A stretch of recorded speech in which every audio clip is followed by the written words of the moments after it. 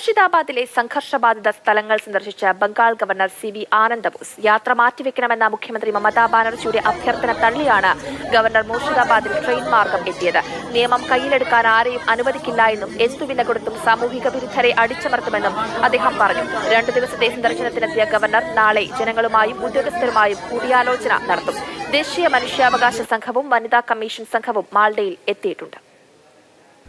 അക്രമികൾ വീട്ടിലേക്ക് ഇരച്ചു കയറുന്നു, സ്ത്രീകളെ അപമാനിക്കുന്നു, പുരുഷന്മാരെ മർദ്ദിക്കുന്നു, അവർ വീട്ടിൽ നിന്ന് ബലപ്രദമായിട്ട് പിടിച്ച് വെളിയിലിറക്കുന്നു, അവരുടെ മുമ്പിൽ വെച്ച് വീടിന് തീയിടുന്നു.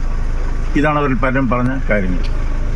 ഒരമ്മ കണ്ണീരുടെ ഗദ്ഗതത്തോടെ പറഞ്ഞു, തൻ്റെ കയ്യിലിരിക്കുന്ന കുഞ്ഞിനെ, കൈക്കുഞ്ഞിനെ പിടിച്ച് വലിച്ചെറിയാൻ ശ്രമിക്കുന്ന ഒരു ഗുണ്ട മറ്റു മാർഗമില്ലാത്ത വന്നപ്പോൾ അവരതിനെ കടിച്ച് കുഞ്ഞിനെ രക്ഷിച്ചു എന്ന് പറഞ്ഞു. ഇതുപോലെ വളരെയധികം നമ്മുടെ കരളിരിക്കുന്ന കഥകളാണ് അവിടെ കേട്ടത്.